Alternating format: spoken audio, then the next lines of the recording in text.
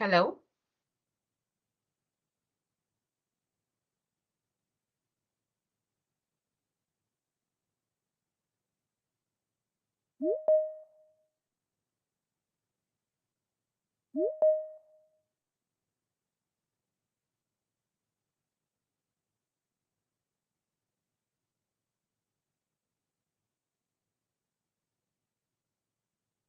Mr. Vedvyas, are we audible? Hello? Yeah, hello, sir. Am I audible? Yeah, audible. Good evening. Good evening. Good evening, sir. So you will be presenting yourself? Or Yeah, yes. okay, so Dr. Nick, we have our fourth panelist as well. He is from ISKCON Bangalore. Sure, sir. So we don't have your profile. So once Dr. Nick will be introducing you, then you may give your brief introduction and you may start your points. Yeah, If thank that you. is. Thank you. Sure. Thank you. Thank you.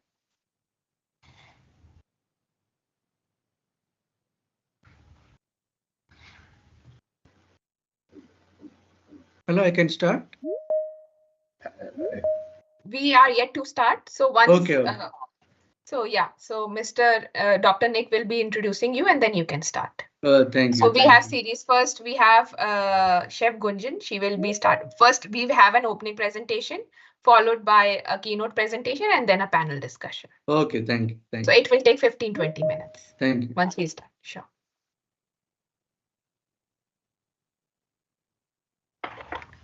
Sena sir, it's already 4. Can we start the presentation? We have around 22 people altogether. Yes, sir. So, okay, now the time is 4 o'clock, so we can, I think, should start in time. Sure, sir. So I would be switching on my camera and then we'll come.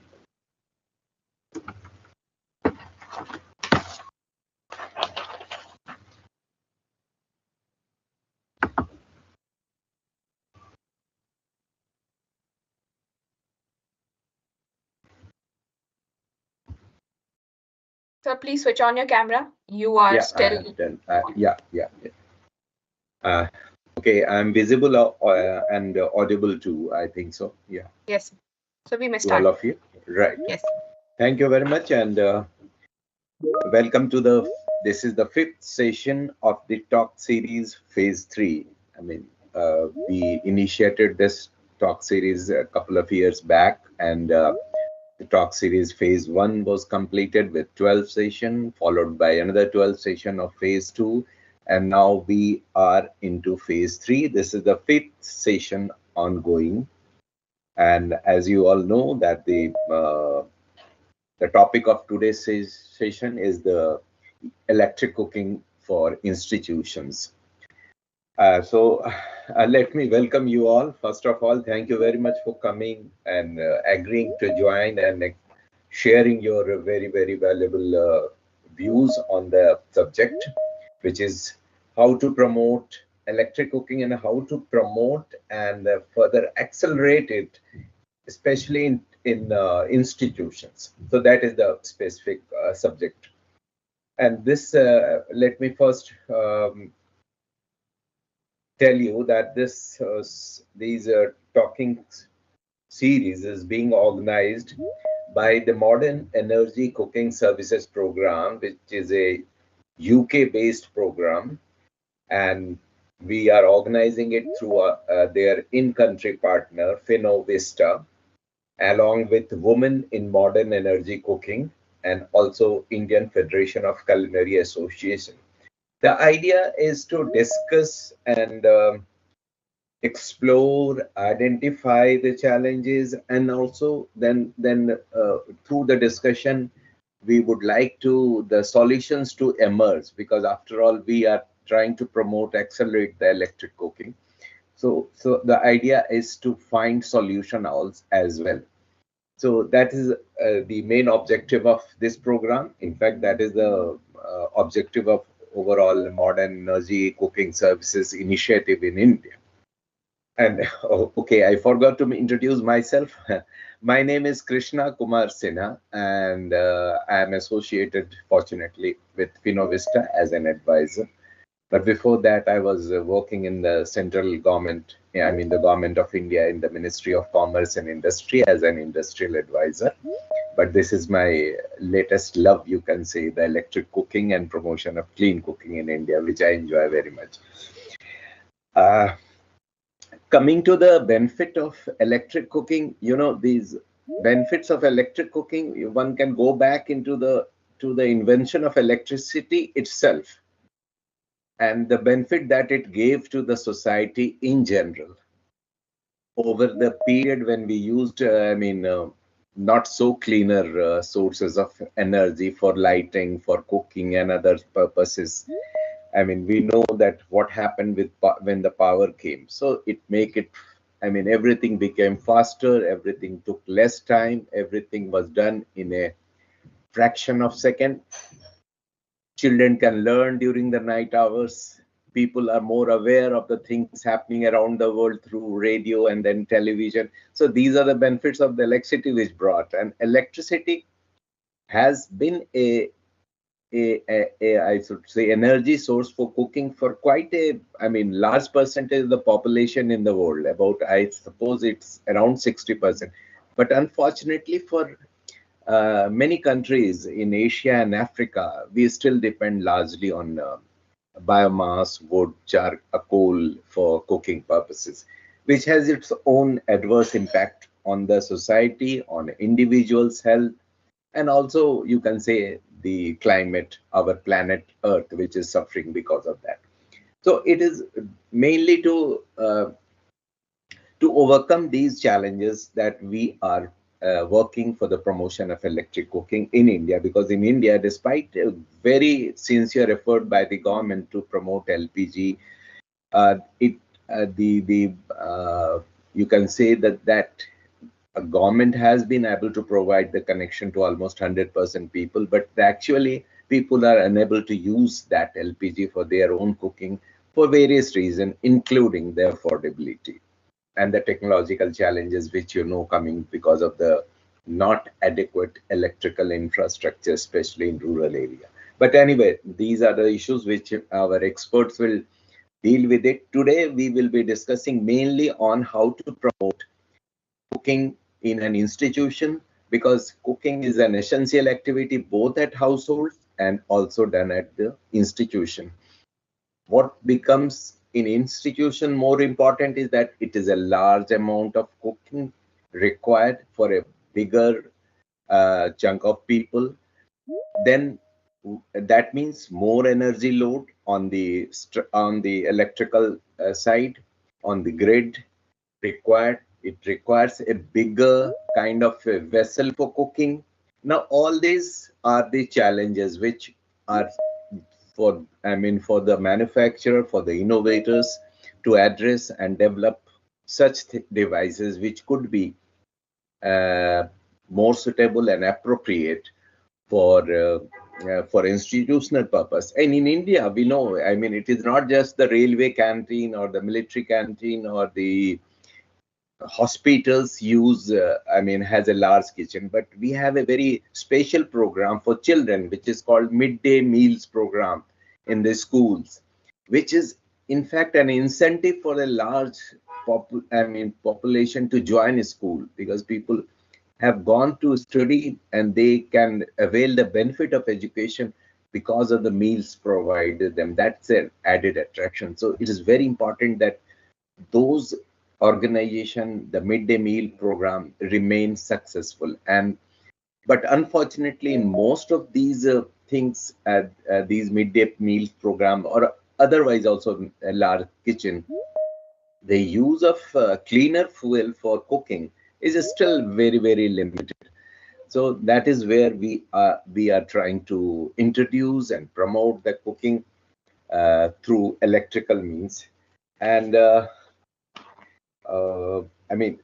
talking about the institutional cooking and the large electrical devices, you can have a better control in cooking. That is what even a layman can understand. The temperature control, the precise amount of energy which is required. all these can be controlled, and thereby we can improve the overall energy efficiency involved in the electric cooking, which is always a gain, I mean, and a requirement, because of the, after all, energy is something which is limited. I mean, after all, it has to be produced or converted from one source to another. So it is, we have to spend it very, very wisely. So with all these, I think I should hand it over to the experts before and here I stop. But before stopping, it's my duty to introduce the first speaker here, and for the session, and she is Chef Gunjan Goela. She is from Indian Federation of Culinary Association and have been a chef for more than 25 years. And she is quite a familiar face because of a number of cook shows she has been conducting across TV channels, so seen across India in channels such as BBC, TLC, History Channel, NDTV Good Times, Star TV, and you name it, Doordarshan, of course. She is, not just by experience a good chef, but also a well-qualified chef, in the sense that she got a scholarship to study South American food at John Falsey Culinary Institute at New Orleans, USA, and has been a consultant with ITC hotels in Delhi. And she is particularly very, very considered to be a top expert in the vegetarian Indian dishes, because, you know, in India, still around 60% people are still vegetarian, and that makes it more, and when mostly in those midday meals program or elsewhere, the cooking is mostly vegetarian as far as I know, but anyway, you can talk about it later. And one of the last but not, I mean, the most important qualification is she has been I would say she was privileged to cook for our Honorable Prime Minister also during the Make in India program. I'm told, I am not aware, I was also there, but I didn't know that the Make in India program, you were also there. Anyway, nice to meet you, Ms. Gunjan. Thank you. And Thank welcome. you so much. And Thank you for giving me such good words. It is our privilege to see you here, and I am sure we are going to be very hugely benefited by your presence, your sharing your experience, and your since you have worked in Delhi Heart also, so institutional cooking is something which is not new to you. You know, it has been hugely successful, and so shall I hand it over to you, Ms. Goela, for your yes, please. Thank presentation. You. Thank you. So please. I hope I'm audible. I hope yes, I'm to audible. me very much. Yeah, okay. That's right. Okay. So thank you so much for inviting me and making me a part of this event. It's my pleasure. And of course, as a chef, it is my responsibility to share my thoughts to everybody present on this evening today on this meeting. I would like to start with saying that, India has been one of the privileged country where it's an agriculture-based economy. So biomass came very naturally. So we all Indians are used to using the biomass, the coal, or the natural products given by nature for everything in life. So cooking also becomes a part of it.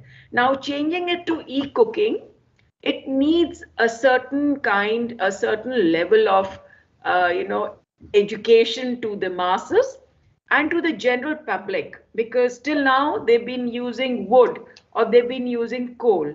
It needs a little attention, because we are shifting from one important part of our life to another, electric good, which of course has been a regular part of our living. But definitely we need to go and talk to more people and educate them what is all e-cooking is all about. But on the front of it, we have to understand it is good for a sustainability and environment. And that is what India is progressing towards, is how to maintain the environment, how to be more sustainable, and e-cooking definitely is one of the answers for that. But we take a step backwards in case we are not using wood, we are not using coal, because we're not using our resources and keeping them as reserves. So this is energy efficiency, this is climatic change, we are reducing the carbon emission, and which definitely mitigates into climate saving and a step towards saving the climate and the environment. I would like to share a few things, especially for the institution. See, if we switch to e-cooking, we are saving the cost, we are saving the energy, and we are saving the time.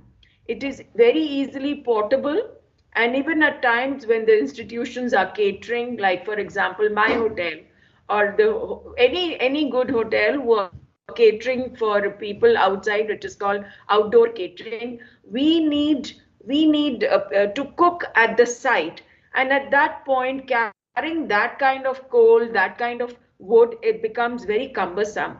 So e-cooking is a very good answer to that. I think we as chefs should take this responsibility to talk about it, to discuss in forums like this, and to get the awareness right across the length and breadth of our country. See, what happens, the biggest advantage while cooking we have is the precise temperature. We can control the temperature and let it be, whereas in cold cooking, we have to be constantly watching it because it's a physical thing. And here we just set the temperature and the food is taken care of. Another point we can discuss is even heat distribution. Whereas in the regular traditional form of cooking, this is not so. You have to keep controlling it, and that is done manually. Now, it reduces fluctuation. When you're reducing or you're controlling the temperature, fluctuation is another important issue, that in case we increase the coal and we immediately withdraw the coal ambers, we have to understand what is fluctuation at that point. Now the point is, in case we are doing this, how can we adapt ourselves to the e-cooking? Because all of a sudden a big shift or a big transfer takes a little time, and we as a chef would face a challenge. How do we get certain style of cooking or certain flavors of cooking that we have been doing all this while, or which has been so tradition to us? Now, example is smoking. We can't have smoking in e-cooking because that is done through ambers and that is done through wood. Whereas e-cooking is a constant cooking and it will continue to give you the same flavor, the same type of cooking throughout. So that is one thing. There are areas I like to discuss with the people who are responsible in making these equipments. So this is, I will come to that a little later. Let me just first tell you what it is, but definitely this is one important point. Now, what it does to is, how do we maintain the taste? How do we maintain what we want, and how to, in terms of maintaining the overall look?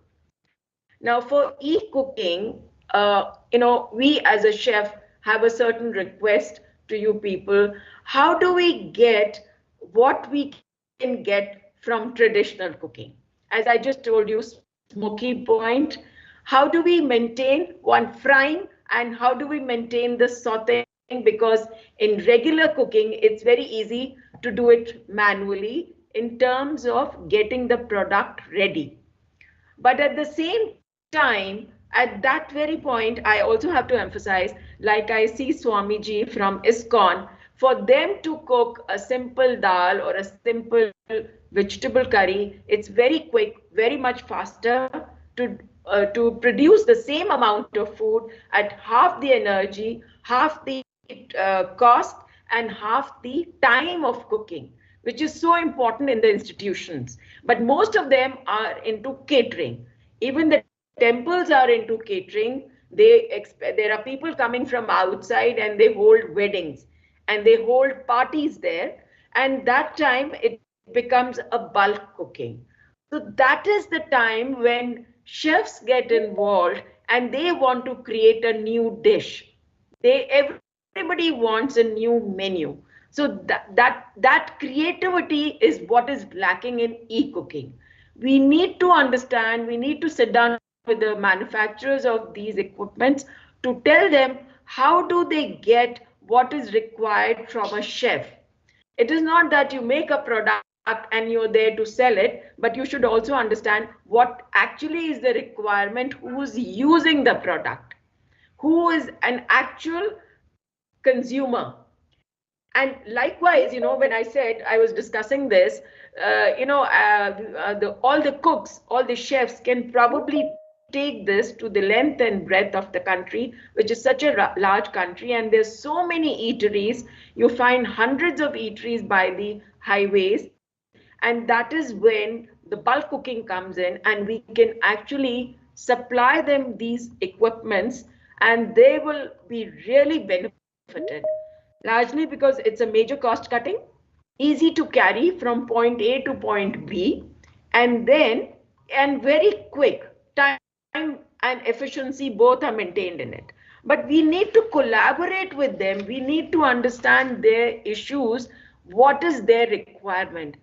And in accordance to that is what I feel should the equipment be made, because every individual, every cuisine has a certain requirement from the cookpot or from the cooking equipments as to what do they want to achieve. For example, making a dosa in South India would be very different than to making a dal in Punjab.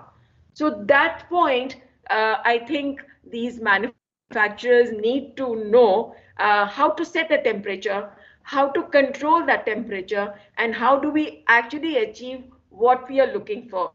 Otherwise, it's a waste. It's a waste of an exercise for chefs to buy that expensive equipment and not to achieve what they're actually looking for.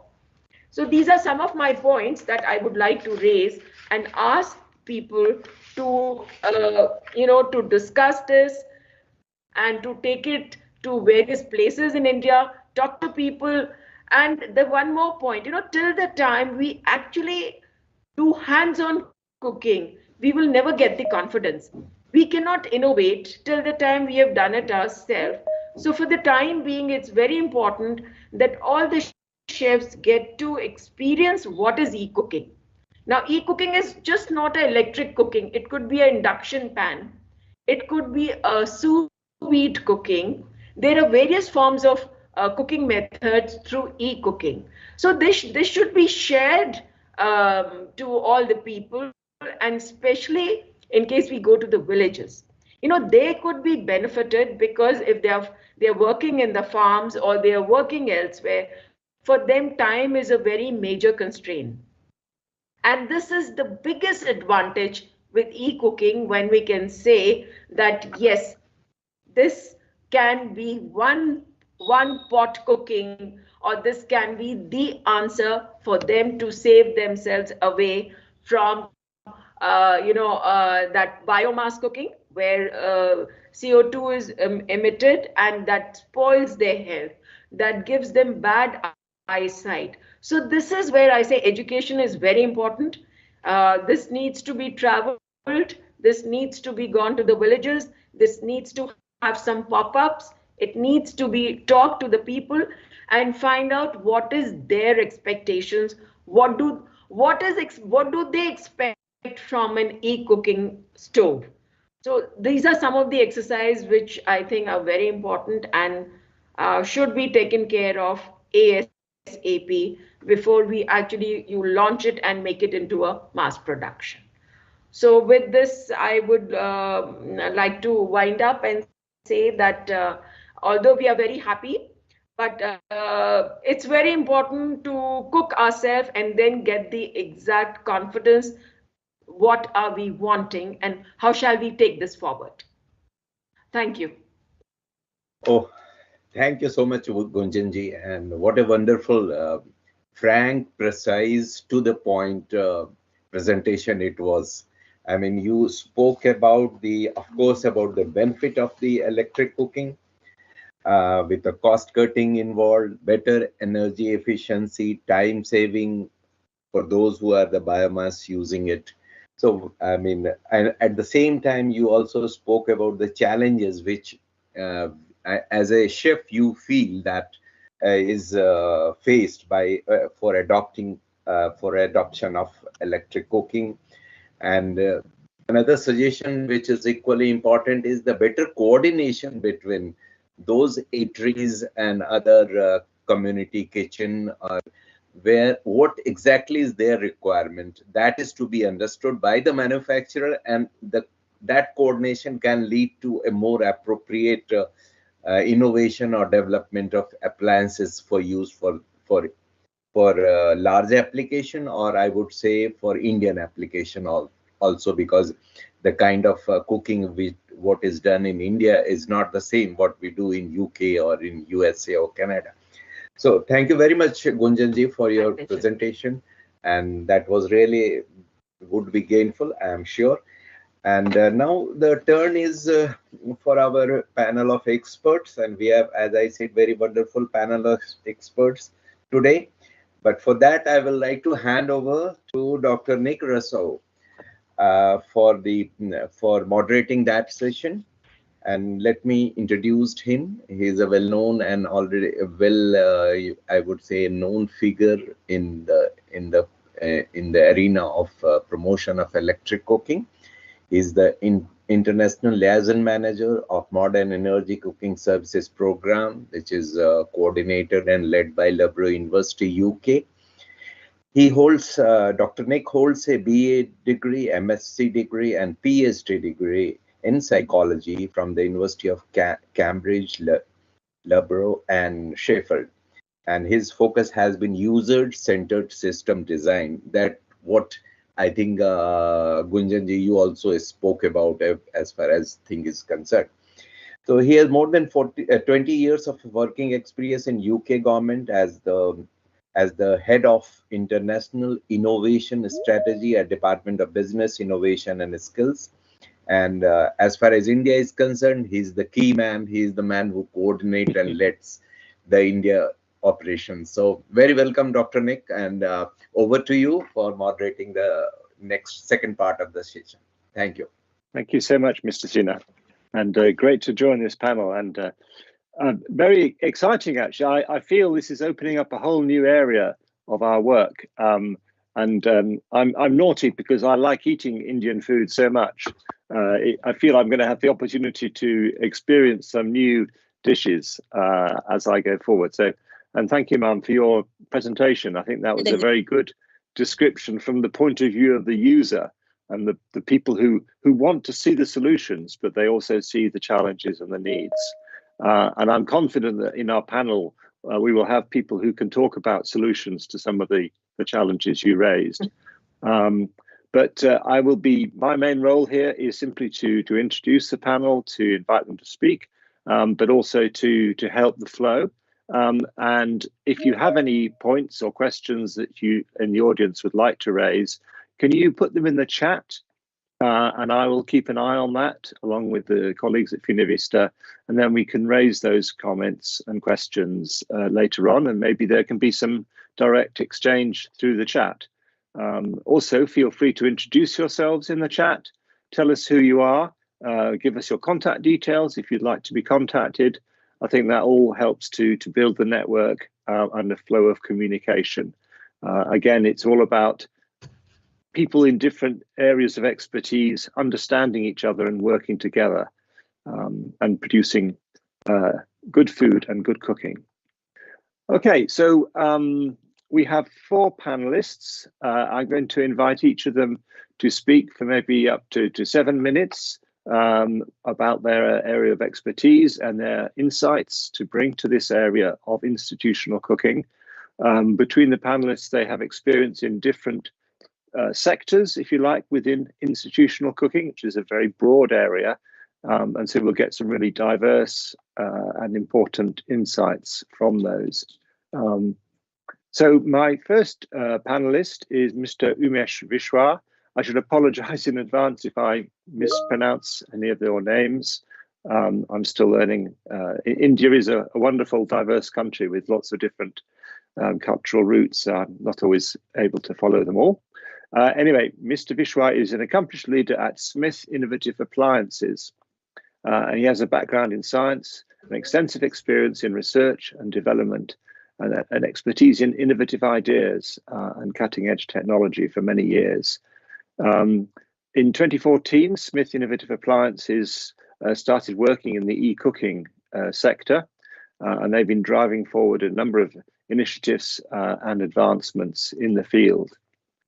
Mr. Vishwa has a wealth of knowledge and deep understanding of emerging trends and breakthroughs in the technological landscape, and is committed to driving positive change, and that has led them to become a great authority in this field.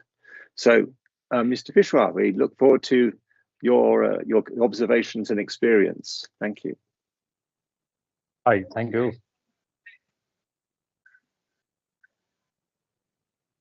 Yeah, in fact, the technology, electrical cooking. Yes, can you? Am I audible? Hello. Yes. Oh, thank you. Yeah, in fact, the e-cooking is not a very new subject. It has been in discussion since many years. And in fact, the cooking means what we consider cooking means the fire.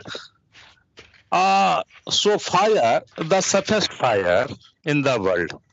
Like if you consider the biomass cooking or coal cooking, wood cooking, or LPG cooking, there is a certain fire which has the dangerous effects. Like if you are working with the biomass cooking, then smoke was the main problem. Also, it was highly time consuming for the people to gather that biomass items and cook the food.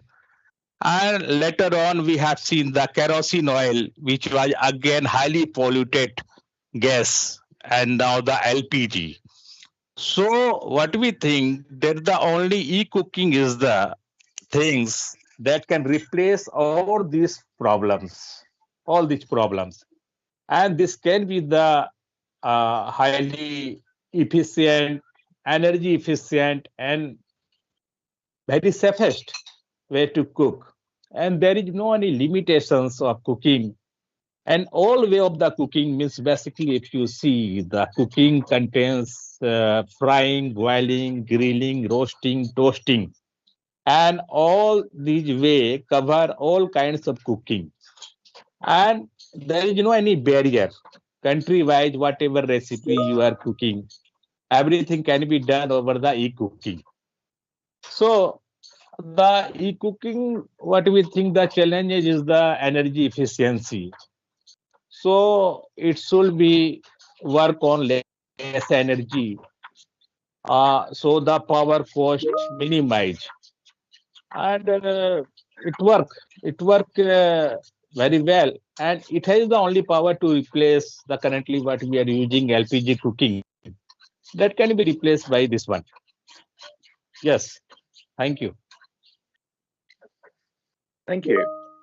A good opening response. I personally believe that electric cooking is suitable for just about anything, but it is a challenge sometimes to adapt. And I think it's important that when you're offering people new technologies and new solutions, that you help them to adapt their practice. And I think we all there are certain technology, there are certain technology, just like the LPG cooking, you see the fire.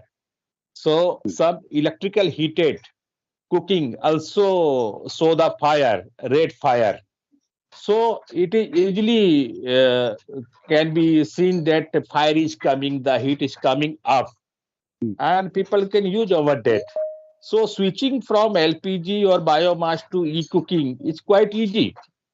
It hardly takes 8 to 10 days and people used to use it. It's quite easy. Thank you. Yeah, no, absolutely, absolutely. And Yes. my kitchen at home here is all electric now. I don't have any Yes, gas. yes. And that's the unusual. radiant kind. Yeah. Okay, Yeah. thank you. So let's move to Thank our you. next speaker. And to give you all notice that she is going to be speaking in Hindi because that is her natural language. So I hope you who don't understand that will be able to appreciate the messages in other ways. But I've been given a translation of what she's going to say. So this is Ms. Sanju Kumari from Bodh Gaya, Bihar. And I'm going to be coming up to Bihar very soon, so I'm looking forward to that. She has joined Jivika SHG in 2017 after her husband sadly passed away and she had to take over the role as the breadwinner. And she, at that time in 2017, Jivika started the SOULS project and she was accepted as an assembler of solar lamps. She's assembled over 3,500 solar lamps and runs a maintenance and repair center there, which has brought in a very solid income for her family, made a huge difference to her life and her family's life. Jivika noticed the quality of her work and they chose her to be a shareholder and a director of that company, J-Wires. But in the last 3 years, she's been doing a great deal to make that company profitable and it has grown substantially. And set itself ambitious targets. And they are working with us now on electric cooking. And that's what Ms. Kumari is going to talk to us about. So can I invite you to speak, Ms. Kumari? Yeah, before that, I want to make a small housekeeping announcement that the points for the international delegates is also posted in English in the chat function. You may go and read that. Thank you. Sanju ji, Mrs Sanju आप बोल सकते हैं ma'am please. Sanju ma'am. Namaste ma'am. Namaste. मेरा नाम संजू देवी है और मैं बिहार राज्य से बोध गया की रहने वाली हूँ. मैं अपने परिवार की कमाई या आजीविका के बढ़ाने के लिए 2016 में जीविका स्वयं सहायता समूह में जुड़ी. बिहार सरकार के अधीन ग्रामीण विकास विभाग विश्व के बैंक के सहायता प्राप्त बिहार ग्रामीण आजीविका योजना BRLAP के नृत्य कर रहा है, जिससे स्थानीय तौर से आजीविका के नाम से जाना जाता है. वर्ष 2017 में जीविका ने सॉल्स प्रोजेक्ट शुरू किया और मुझे सोलर लैंप के असेंबलर के रूप में चुना गया.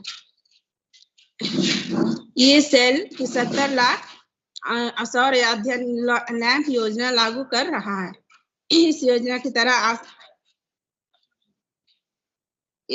की तरह आसाम, बिहार, झारखंड, उत्तर प्रदेश और उड़ीसा राज्यों में स्कूल जाने वाले बच्चों को सोलर स्टडी लैंप वितरण किया गया था. आज तक स्कूल जाने वाले बच्चों के लिए 61 लाख से अधिक सोलर स्टडी लैंप वितरण किया जा चुका है.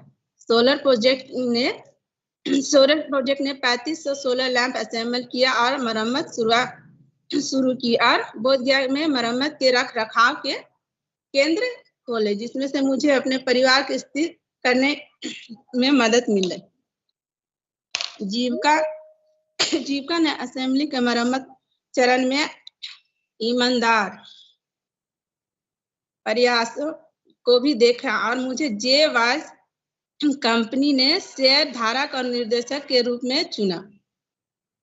पिछले 3 वर्षों में कंपनी ने 300 करोड़ रुपए के कारोबार किए, लाभ कमाया. अब J-Wires की योजना चालू वित्त वर्ष 2023 से 24 तक 6 करोड़ के व्यवसाय लक्ष्य तक पहुंचने की है.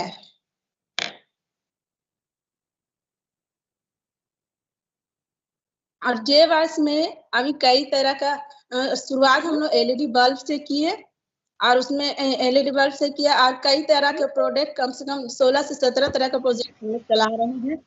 मैं लगभग अभी काम कर रही हूँ।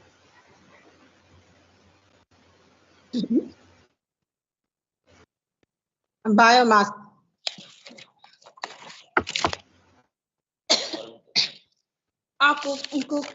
कुकिंग इस दिशा में क्षेत्र में स्वच्छ खाना पकाने के समाधान के बढ़ावा देने के लिए भारतीय प्रौद्योगिकी संस्था बम्बई और बिहार ग्रामीण आजीविका संशोधन सोसाइटी जीविका द्वारा गया बिहार में अपने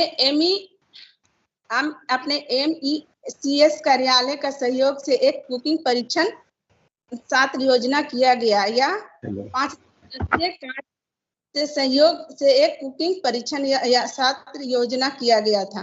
यह 5 दिवसीय कार्य समुदाय टिकाऊ और स्वच्छ ऊर्जा के बढ़ावा देने के लिए क्लीन कुकिंग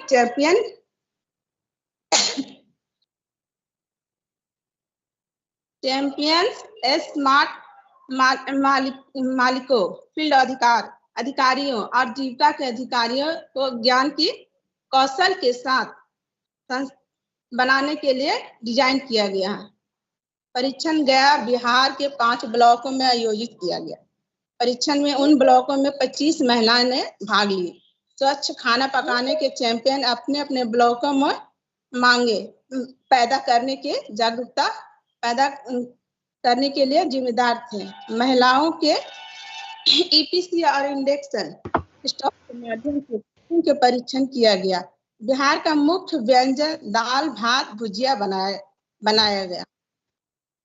सभी 5 ब्लॉकों के बीच में एक eCooking की प्रतियोगिता भी आयोजित की गई। इस व्यापार दृष्टिकोण की सुनिश्चित किया कि प्रतिभागियों को न केवल सैद्धांतिक ज्ञान प्राप्त हुआ बल्कि उनके समुदाय में सफलता कार्यान्वयन के लिए व्यावहारिक कौशल भी प्राप्त हुआ। प्रतियोगिता के विजेताओं को प्रशंसा प्रमाण पत्र प्रदान किया गया। Thank you very much, ma'am. That was very well spoken. It must have been मेरी तरफ से भी बहुत-बहुत धन्यवाद संजू देवी जी। आपका जो भी आपने अपना अनुभव हम लोगों को बताया वो काफी उसका काफी महत्व है और शायद इन डिफरेंट जो हम लोग कर रहे हैं इलेक्ट्रिक कुकिंग को उसको प्रमोट कर रहे हैं उसमें आपके अनुभव से और सहायता मिलेगी। आपका बहुत धन्यवाद। बहुत ही अच्छा प्रेजेंटेशन था। Dr. Nick, I was just speaking to her in her native language that it was a good presentation and her sharing of experience at that level would be very important, especially for semi-urban and rural areas promotion of electric cooking. So now it's back over to you for taking it further. Thank you very much. धन्यवाद संजू जी। संजू देवी जी अगर आप जाना चाहती हैं, समय का कोई है तो आप जा सकती हैं। धन्यवाद sir. She wanted to go, so I have just all right to leave if okay, she has any that's other fine. challenge. Thank you. That's okay. Thank you. Over to you. Okay, I think this illustrates how important it is that we do really engage with women across all areas of society. They've got so much to contribute, and their experience and their observations is absolutely critical if we're going to find solutions which will work and will change how people cook. And there's interesting to see in the chat, people are responding about, is it viable, is it not viable to cook with electricity? And I think, you know, there are challenges and we understand that, but there are so many benefits from cooking with electricity. If we can find ways of overcoming those challenges through innovation and through helping people to adapt, I think many lives can be saved. People, and particularly women's lives, can be much improved, and the environment can be much better safeguarded as well. So I think it's an effort that's worth making, but we're very open to people explaining the challenges so that we can really work together to find solutions. And I think the next speaker is an ideal example of that, Mr. Anil Desai, who I've known for quite a number of years now and learned a great deal from him. He is a recognized expert in induction technology within India and I hope increasingly overseas. He works with chefs in many different settings, from the top restaurants and the top hotels to schools and hospitals. So he has a wealth of knowledge, and he has been particularly innovative in developing induction-based cooking for things like steaming, which Ma'am earlier mentioned was a challenge. So very, very pleased to welcome Mr. Desai. And he has a role in educating people generally.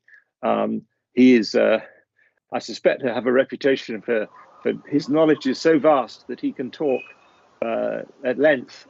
So I'm going to need him to be quite brief. But I think if you are wanting to know more, then do get in touch. And his company is an amazing one. And he has lots of videos that he shared of how they found solutions for all different sorts of challenges in the kitchen. So over to you, Mr. Desai. But I think, did someone want to make a point from Finovista? No?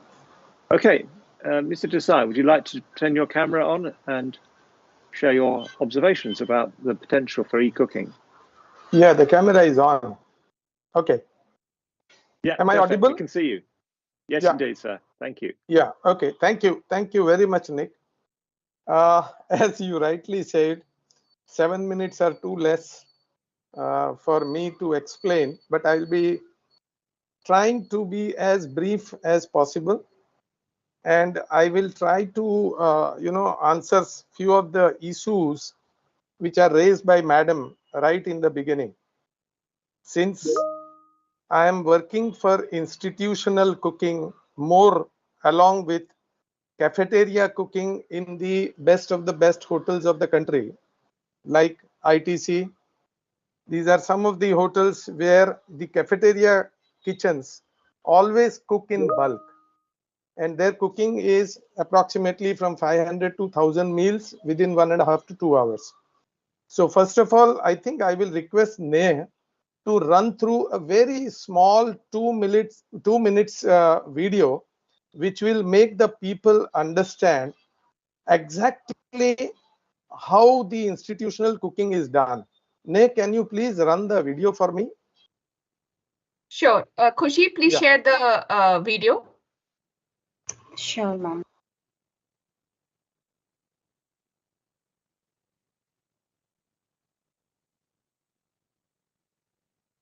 This is a tilting pan. You can mute the music if possible, otherwise no problem. See, this is a frying kadai. These are cooktops. This is a tilting pan again. Huge bulk cooking is always done from 150 liters to 250 liters in this tilting pan. This is a tawa making dosas. These are again tilting pans making poha there. These are little smaller cooktops, but again you can see around 30-40 kg of potatoes being boiled. This is a demo to train the chefs in one of the corporate. He's making paratha on a tawa.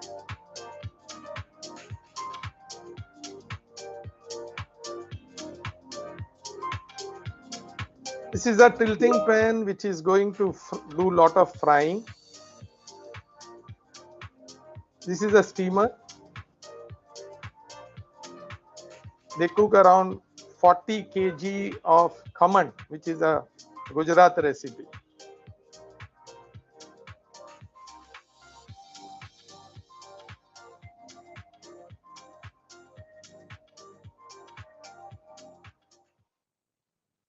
Fine. Thank you so much. Now, coming back to the subject, am I audible? Yes, sir, you are. Yes, sir. Okay, fine. Nick, am I audible? Yes, yes, yes, yes, totally. Oh, Yes, okay, thank you. Okay. See, institutional cooking is entirely different from domestic cooking. And fortunately, since I have done domestic cooking for 3-4 years, it was very easy for me to understand the requirements of the chef. Now, my modus operandi is that whenever I am approached, the first thing which we ask the corporate or the institute or schools is the menu. Then we ask the time that they have got to cook this menu and the number of packs they are cooking for that particular session and the present state of cooking, which are the burners they are using, which are the vessels they are using. So the size of the vessels, the BTU of the burners, and with the information which we get, if we want to go and visit the kitchen, then I do the visit or my people do the visit. And then we try to understand exactly the requirement at site during the peak hours of the cooking. If it is a new project, then naturally the kitchen consultant comes into the picture.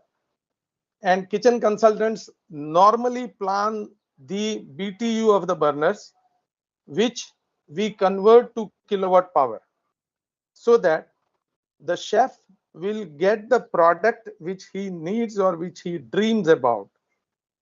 Now, this is exactly where I would be blunt enough to say that during my 20 years of experience, most of the chefs who have worked abroad or in India are aware up to 3.5 kilowatt or maximum sometimes 5 kilowatt of inductions.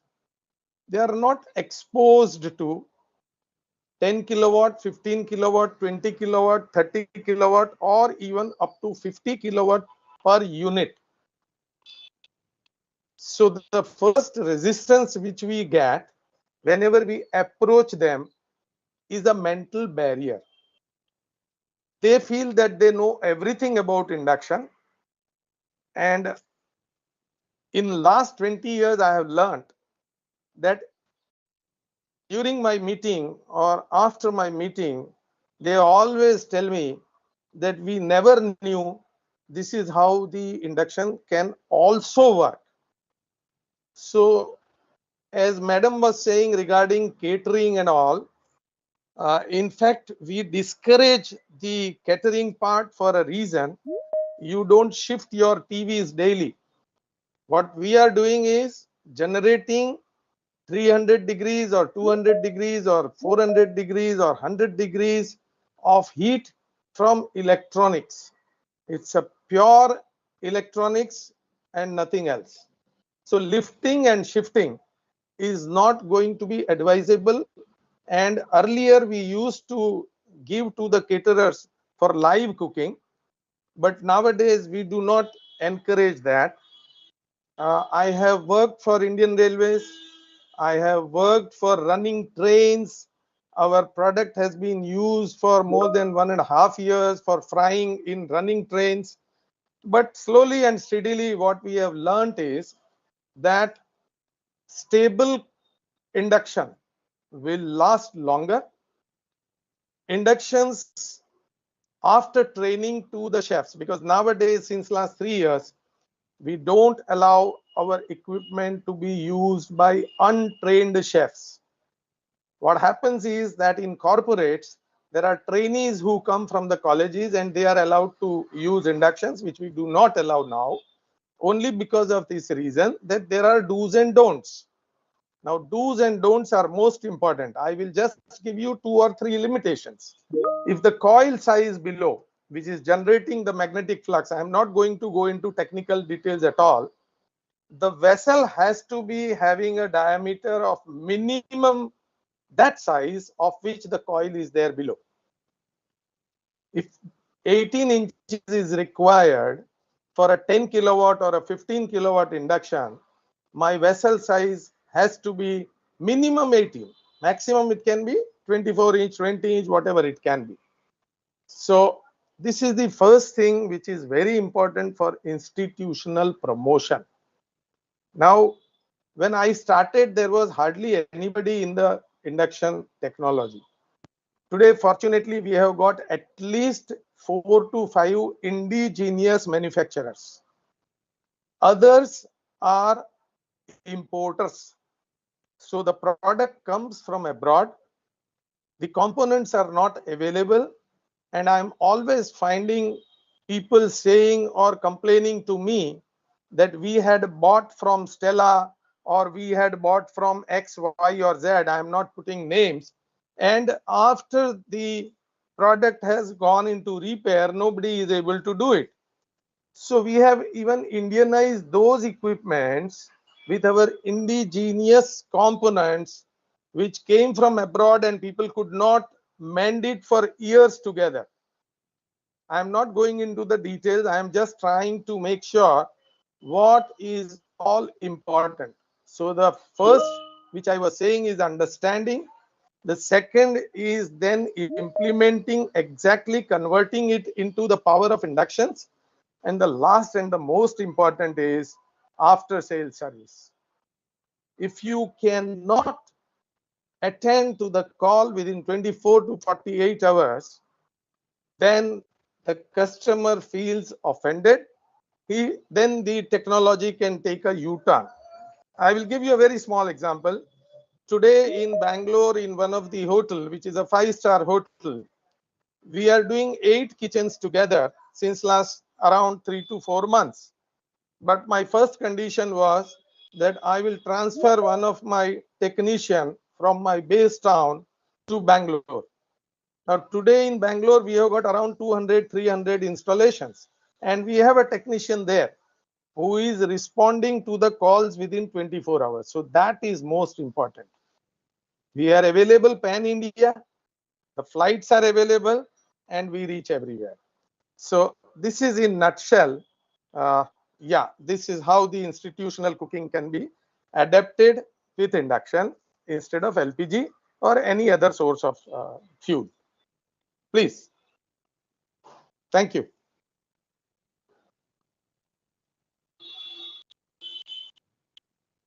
Your mic is not on. Nick, you are on mute.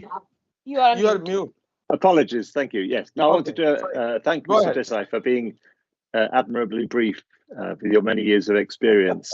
I think hopefully people will want to hear more from you, and those that are in the kitchen sector will want to maybe engage your company. We're getting more questions coming through on the chat about the availability of institutional Nick, we scale have cooking. our last speaker as Yes, well, Mr. Ved. Absolutely.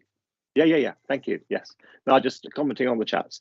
Okay, so our last speaker illustrates again the diversity of institutional cooking in India. And this is Vedavyasa Dasa from ISKCON. Do I pronounce that right? ISKCON in Bangalore. And I've done a little bit of research. There are currently 8 ISKCON temples in Bangalore. And Sri Radha Krishna Chandra Temple is one of the largest Krishna Hindu temples in the world. So we're talking a very substantial institution. They serve free lunch prasadam to temple visitors every day, consisting of rice, sambar, sabji, sweet and buttermilk. So we were going to be hearing about the experience of very, very large scale cooking for large volumes. But I also take the liberty, because I was on their website, to share an inspirational quote.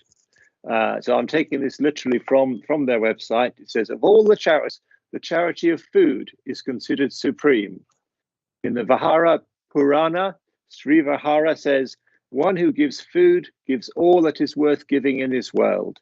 Lord Krishna says in the Bhavishaya Purana, the world, both animate and inanimate, is sustained by food. The giver of food is the giver of life, and indeed of everything else. Therefore, one who is desirous of well-being in this world and beyond should make special endeavors to give food. And that really helps me to remember how important what we're doing. Everyone who's listening is about helping people to cook, to have access to good food and to life. And it's so important. So thank you for that inspirational quote. I hope that's not too much of a distraction. But Mr. Dasa, is that the correct way to refer to you? Would you like to share your observations from working in the temple?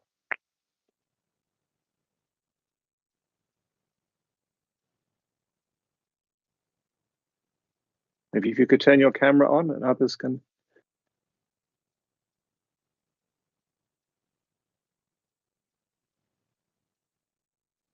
Hello, Mr. Vedvyas, are you there?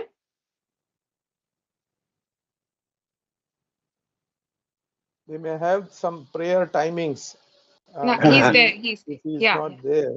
Is there? He is. Sir, your camera is, you are not visible to us, although you are unmuted. So if you can address us.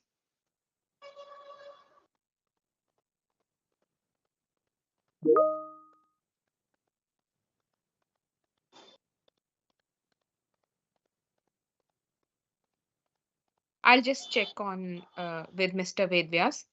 Just We might have some technical issues.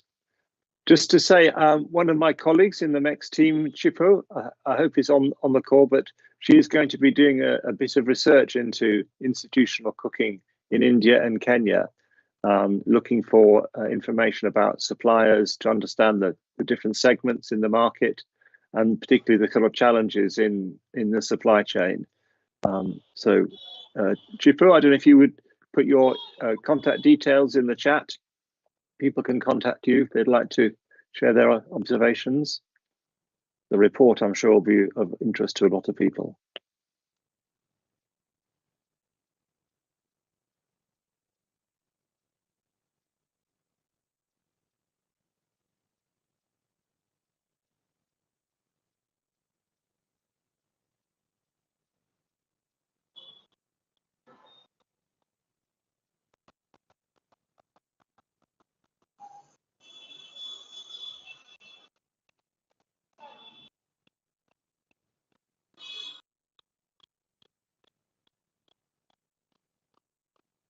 He has some technical glitch. He's logging in again in Okay, just thank a couple. Okay. Okay.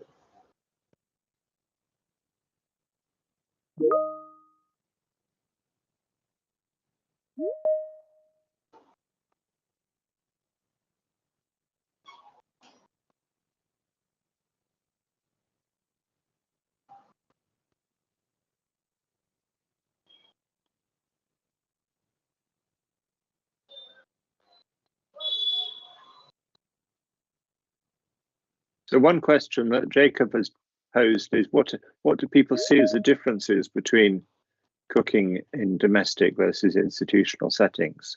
So we can come back to that maybe if there's time. Yeah. But our speaker is now, I think, rejoined. Yes, he has. Mr. Vedvyas ji, can you please switch on your mic and you are on mute? I can see that. Hello.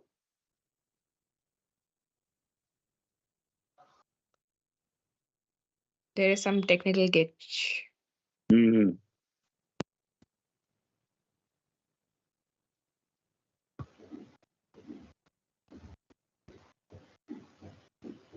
Hello, Vedvyas ji, can you able to hear us?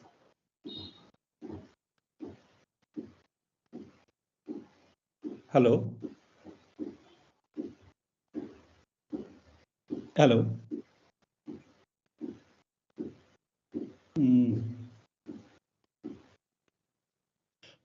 He was online in the initial time. But even he is also online, so I think he is facing some technical glitch. So yeah. Meanwhile, Nick, why not picking some questions till the time? I have asked Mr. Vedvyas ji. He is joining through phone now. His laptop is facing some glitch, so he's joining through his phone. Yeah.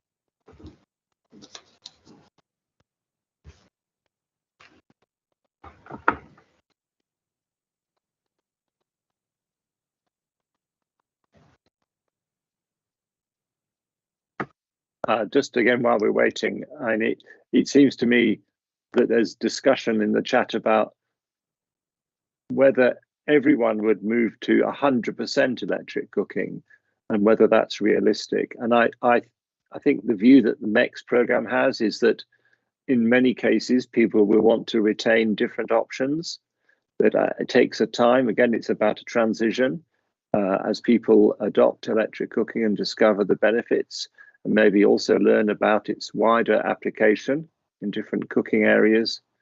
They may be able to take on more electric cooking and move away from LPG and biomass, particularly with LPG prices increasing and the biomass maybe being less available, more costly, as well as the other benefits.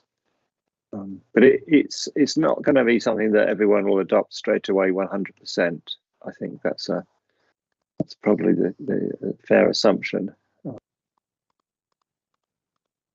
Mr. Desai, I assume your experience is that you can go into a chef to a restaurant, convert them wholesale to not just to e-cooking but to induction-based cooking. So that's a major triumph.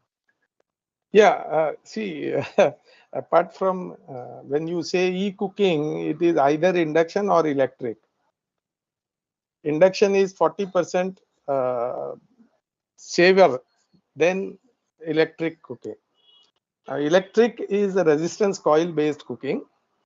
Somebody was saying you can see the red fire. So one of the speakers said that it is what is a red ring, which is mostly misunderstood even by chefs, because when both are in off mode, both have got black glass on top. And what I have seen in the hotels, especially 5-star hotels, they use both induction as well as the resistance coils. So when they are confused, it is very simple diagnosis. If you switch both of them on, then there will be a red ring below the black glass. It means it is resistance coil, which will heat the glass, the environment, and the food. Whereas in induction, it does not happen. Yeah. Our speaker is here. Please. Hello, sir. Please go ahead. Thank you.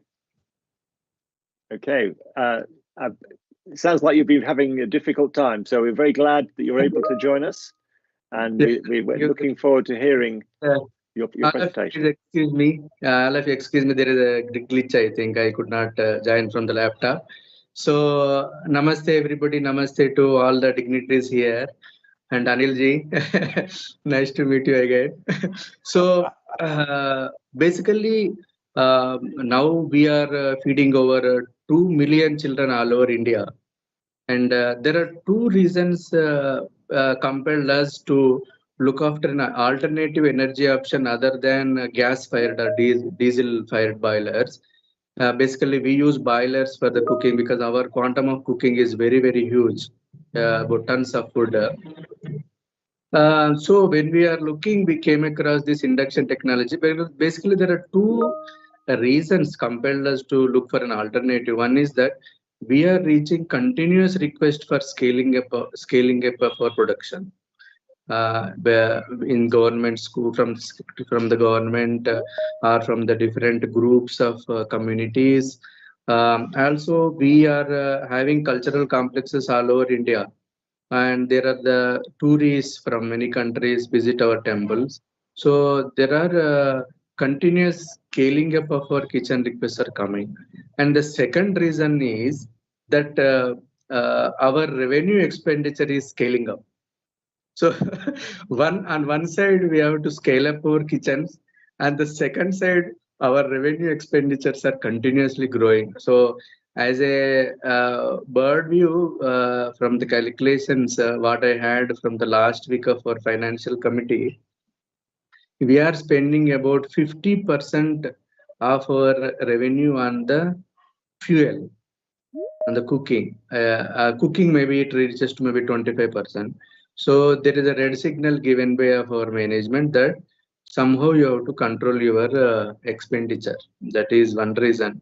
And at the same time, we cannot deny the new requests also to establish the kitchens, because as all of you know that India there is a lot more children are waiting for the meals, because who cannot afford to go to schools because of their economic condition. So we are continuously increasing our presence all over India. So, but at the same time, to control the our cooking costs. So we came across this induction technology is the best option for us, because the footprint of the kitchen can be reduced. That's one thing, because of proper sizing of the kitchen. So when basically the footprint of the kitchen is reduced, so that it indirectly means that you are increasing the capacity of the same footprint. So we can install more kitchen equipment, and we can install more kitchens. That is one thing. At the same time, as all of you know, that induction about 45% of is energy efficient than the PNG, the natural gas. So now these two things are very attractive for us, and we are going to start a pilot kitchen. So Anilji has already visited our premises last week, and we want to establish a pilot kitchen and establish a revenue model and establish a cooking model both, because cooking model is for the beneficiaries, for the stakeholders, for the people who are the consumers of the food, and the revenue model is for internal purpose, so that we can control our cost and we can scale up our kitchen. So this 45% of energy efficient we are gunning on, and the scaling up our kitchen. Definitely, I feel that the support from all the dignitaries here, and especially from the experts like Anilji and MECS, we are eagerly waiting for that, because it is going to bring a revolution, especially when we have started. We are using steam, diesel-fired steam boilers. So to cook tons of food, that is only the option available. Then slowly we have turned from steam boilers to briquette-fired boilers, where the briquettes are like natural, so it decreases the carbon footprint. And basically the problem with the briquettes is that availability and the storage. So there are other options, some limitations are there. So then from the briquette and the diesel fired boilers, we are moving to natural gas fired boilers, where we have found 10 to 15% of energy efficiency. But the thing is that again we have to maintain a boiler, so that is also occupies sufficient good amount of space, and expert technicians are required. And keeping in view of this, electricity generation is going to increase by various means of whether it's solar, whether it is so it is a good reason for us to adapt to electric cooking. And also one more thing, we are going to reduce our HVAC expenditure considerably. So we are spending about 5% of our expenditure on setting up of exhaust fans, setting up of ducts, so that the fumes are taken care of. So we are spending about 4 to 5% of our expenditure on the HVAC. So considerably, we are aiming at about 30 to 40% of our expenditure may reduce. So we are hoping so that the same expenditure, the same amount, whatever the same money, we can take it to the beneficiaries who are actually wanting of this, because the any technology, the aim should be that fruits of the technology should go to the beneficiary. We know that there are 5-star hotels. They are adopting this induction technology, because their capex and their budgeting, their expertise, and is different scale. But if the community, the technical community experts like you, if you help us, then we can take the technology to the rural areas.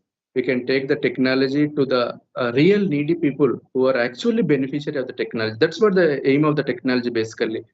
Even let us say a rocket is fired also, let us say a space mission. Ultimately, they have to find some minerals in the air, they have to GPS, they have to improve somewhere. The technology should go to the common man.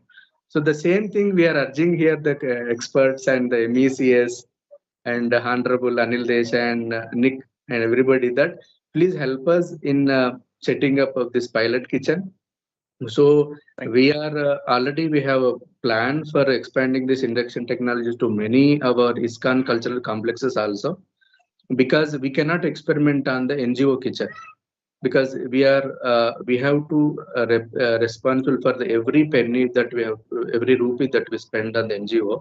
So we don't want to take an experimental on that side of kitchen. So in fact, we are the ISKCON is coming forward, especially ISKCON Bangalore. So we are coming forward to establish a pilot kitchen for the benefit of all of our group kitchens, so they can come, Right. they can see. We are ready to give our data. We are going to put meters, and we are going to establish a scientific blueprint, so that.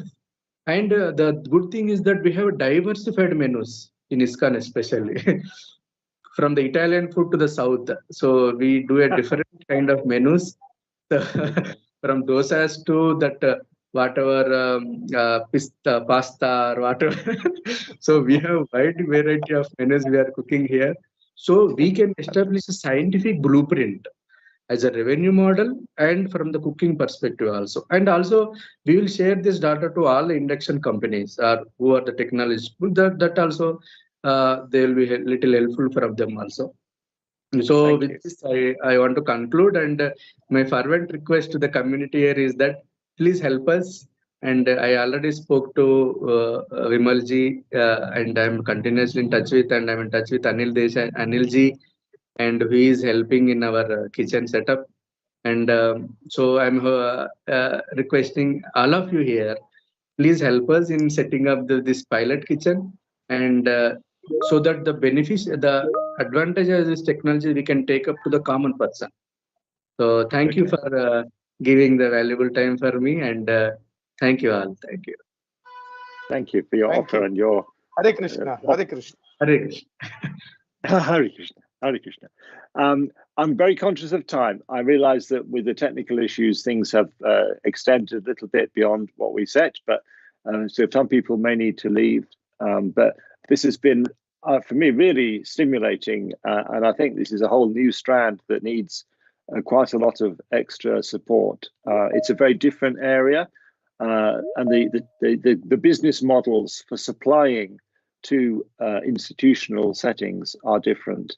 And there's some of the comments on the chat about how can, in other countries as well as in India, maybe institutions that don't have the financial resources of a big temple or of a 5-star kitchen can access these opportunities and these technologies. And that must come from economies of scale, from finding solutions which are flexible and apply in lots of settings, because we can't have kind of bespoke solutions for that level. So this is just the start of a conversation, I feel. And I think we, again, building a community around this for sharing ideas and for, just kind of developing the market. Because I think the pilot that you're proposing to set up in your temple kitchen will be really helpful to provide learning. And as I say, Chipo is going to be doing a review of what we can find out about this side of things, that will then help everyone to have better information to plan and to go forward. But I'm going to have to call it today. But Mr. Sinha, did you want to make any final remarks? I think you're on mute. You are on mute. You are on mute. You're on mute. You're muted.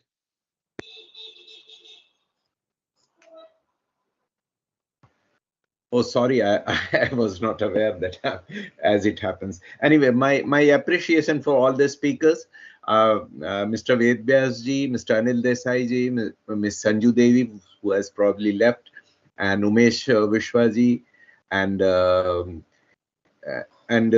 Dr. Nick, of course, who has been efficiently moderating the session. And but before we end, I have to make an important announcement about our upcoming talk series, which is on March 5th. And this is not in virtual mode. This is in a physical or in-person mode, and will be held at CII campus, Sector 31, Chandigarh. And this is a workshop to promote e-cooking under Go Electric campaign of the Bureau of Energy Efficiency, Ministry of Power, Government of India. And this is being organized by state designated agency Chandigarh, which is Electrical Circle Chandigarh Administration, in collaboration, of course, with Modern Energy Cooking Services Program and their in-country partner Finovista. So that would be the next our engagement there, and I hope that we all, I mean, those who can make it to present, I mean, there would be available and also would be benefited by the views that would be expressed by both government as well as private sector and the agencies like, as I said, Modern Energy Cooking Services Program representative there. So up to you, bye-bye, and up to that date, we hope to see you there on 5th March in Chandigarh. Thank you so much once again. Thank you. Thank you so much. Thank you. Thank you. Thank you. Thank you so much. Thank you very much. It's been great. Nick, thank you so much for tolerating me. Not at all, Mr. Sanai. That's nice. Yeah. Thank you all. It is a really wonderful session. Yeah. Thank you. Oh, thank you, Gunjanji also. Yeah, Thank you. Gunjanji, your views are really, really appreciated. Thank you. Thank you so much. Yeah. We hope See you to see soon. each other more often. Yeah. Yeah, we will be meeting you soon. All right. My pleasure. My pleasure. Thank you. And with Dasaji also, we are coming to you. Sorry. All right. Okay, thank you. Right.